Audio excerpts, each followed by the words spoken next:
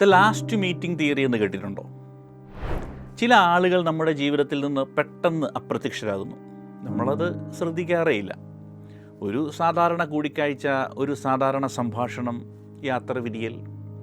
പക്ഷെ പിന്നീട് അവരെ നമ്മൾ ഒരിക്കലും കാണുന്നില്ല. ജീവിതത്തിൽ ഒരിക്കലെങ്കിലും നിങ്ങൾക്ക് ഇങ്ങനെ സംഭവിച്ചിട്ടുണ്ടാകാം. ഒരു കാലത്ത് ദിവസവും സംസാരിച്ചിരുന്ന ഒരാൾ ഇപ്പോൾ എവിടെയോ മറഞ്ഞു പോയതുപോലെ. ഇതിനൊരു വിചിത്രമായ തിയറിയുണ്ട്. ആ തിയറിയുടെ പേരാണ് ദ ലാസ്റ്റ് മീറ്റിംഗ് തിയറി.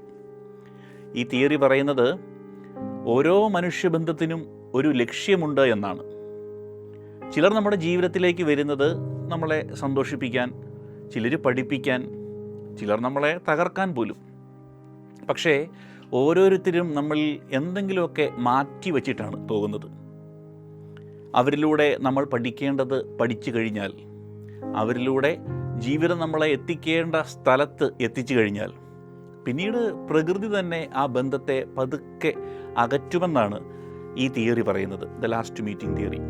അതുകൊണ്ടാണ് ചിലർ ഒരേ നാട്ടിൽ ജീവിച്ചിട്ടും ഒരേ കൂട്ടുകാരുണ്ടായിട്ടും വീണ്ടും ഒരിക്കലും തമ്മിൽ കാണാതെ പോകുന്നത്.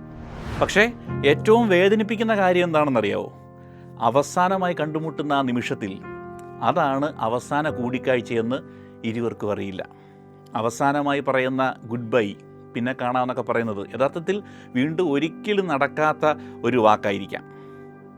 ഈ തിയറി മനുഷ്യരെക്കുറിച്ച് മാത്രമല്ല പറയുന്നത്. നമ്മൾ ഒരിക്കൽ അത്രയേറെ ഇഷ്ടപ്പെട്ടിരുന്ന ചില പാട്ടുകൾ, ചില സ്ഥലങ്ങൾ, ചില ശീലങ്ങൾ, ചില സ്വപ്നങ്ങൾ പോലും ഒരു ദിവസം നമ്മളിൽ നിന്ന് മറഞ്ഞു പോകും.